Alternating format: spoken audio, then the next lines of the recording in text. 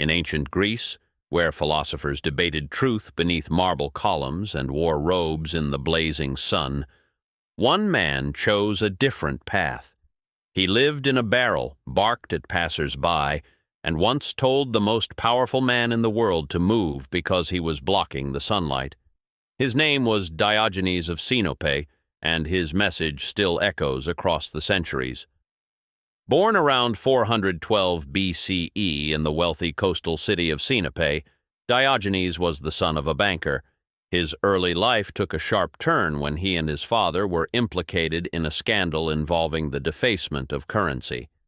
Some say they tried to counterfeit coins. Others believe they were simply scapegoats in a political crackdown. Whatever the truth, Diogenes was exiled, stripped of his wealth, his reputation, and his citizenship. But instead of crawling back to respectability, Diogenes embraced disgrace. He saw his exile not as punishment, but as liberation. If the world rejected him, he would reject the world. If society was built on illusion, he would live by truth. He made it his mission to prove that happiness and freedom had nothing to do with money, fame, or approval. He asked if he could grant him any wish. Diogenes didn't bow, he didn't praise him. He just waved a hand and said, "Yes, stand out of my sunlight." Even the mightiest man on earth couldn't command his respect, and that was the point. After Diogenes died, reportedly by holding his breath out of boredom, his ideas lived on. For nearly 900 years, self-styled cynics roamed the Mediterranean, challenging the rich, mocking pretension, and urging others to free themselves from social illusions. Not everyone admired them. The Stoics, another school of Greek philosophy, adopted many of Diogenes's ideas, like self-control and indifference to pleasure and pain. But they tried to polish the rough edges to make cynicism more socially acceptable. Diogenes, of course, would have mocked that effort. By the time of the Roman Empire, the cynic's reputation had taken a hit.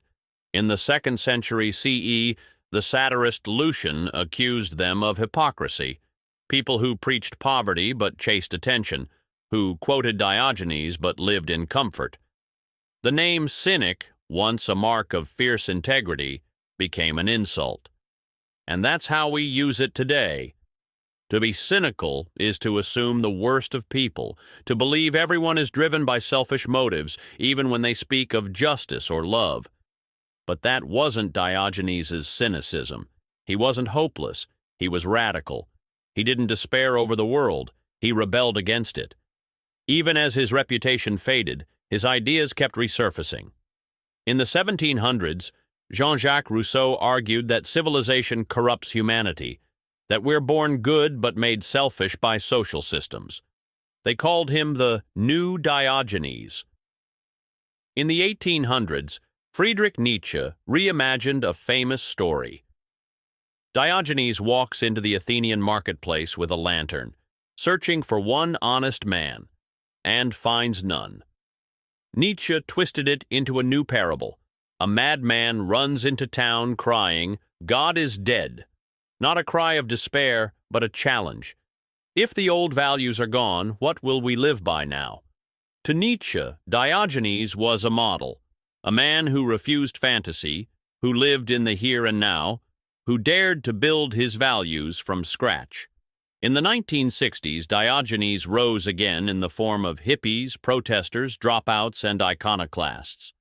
They rejected materialism, defied authority, and tried to live more authentically, even if they didn't always get it right. Today, Diogenes shows up in quieter ways. When someone deletes social media to reclaim their peace, when someone chooses a tiny home over a mortgage, when someone calls out hypocrisy, even when it's unpopular. Diogenes didn't want followers. He wanted people to wake up. He believed that most of us live in chains.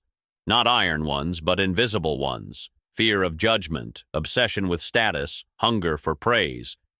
He broke every chain he could find, not because he was perfect, but because he refused to pretend. He taught that true freedom isn't found in wealth, comfort, or applause. It's found in needing little, fearing less, and living honestly. You don't have to live in a barrel, but you can question what you're chasing and whether it's chasing you back. You can ask what really matters and whether you're living for that or for someone else's idea of success. Diogenes wasn't here to please us. He was here to challenge us and maybe, just maybe, to free us.